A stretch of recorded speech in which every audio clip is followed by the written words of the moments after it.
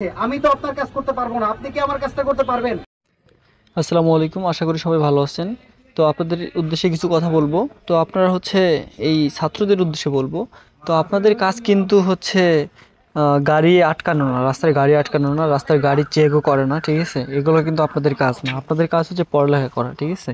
এগুলো আপনাদের কাজ না, এগুলোর জন্য প্রশাসন রয়েছে, ঠিক আছে? তারা এগুলো দেখবে।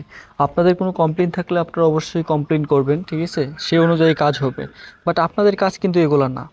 তো এখানে দেখেন স্যার যে কথাগুলো বলছে যে আসলে আপনাদের কাজ যদি এটা হতো তাহলে আপনারা ডাক্তারি করতে পারতেন। একটা অপারেশন করা লাগবে, আপনি হচ্ছে স্টুডেন্ট, ঠিক আছে? আপনি যাই তাহলে ডাক্তারি করতে পারতেন, ঠিক আছে?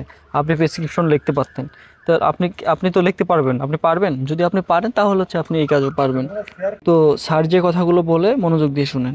আপনাদেরকে বলছে যে ছাত্ররা গিয়ে গাড়ি চেক করবে, আপনারা নিজ দায়িত্বে গাড়ি আটকাচ্ছেন, নিজ দায়িত্বে গিয়ে গাড়ি চেক করতেছেন। যে কেউ যেই হোক না কেন, এটা ভাইয়া সবারই একটা অথরিটি আছে, সবার কাজ আছে। আমি তো আপনার কাজ করতে পারবো না, আপনি কি আমার কাজটা করতে পারবেন? আপনাকে যদি এখন একটা হাসপাতালে বলি আপনি রোগীর অপারেশন করেন, পারবেন?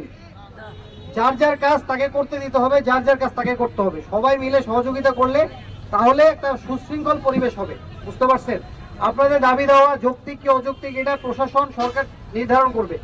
আমি আসছি কেন, এলাকায় মানুষের ভোগান্তি হচ্ছে, আপনাদেরকে অনুরোধ করতে আসছি। কোনো বল প্রয়োগ না, কোনো আপনাদের সাথে বিশৃঙ্খলা না, আমি আপনাদেরকে অনুরোধ করতে আসছি।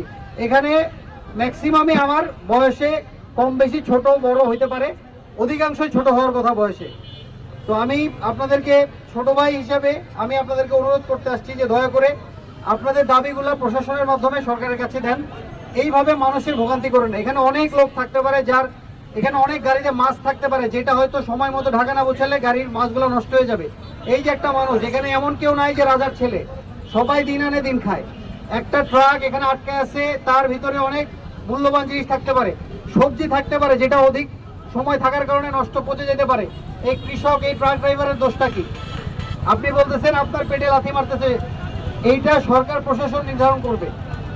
এখন আপনার পেটে লাথি পড়তেছে বলতেছেন বলে সবাইকে একই লাইনে নিয়ে আসতে হবে, এইটা তো তাইলে আমরা কি দেশের হাল ধরবো?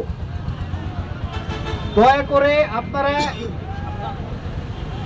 রাস্তার উপরে কেউ যায় না, রাস্তার উপরে আপনাদেরকে বলছে যে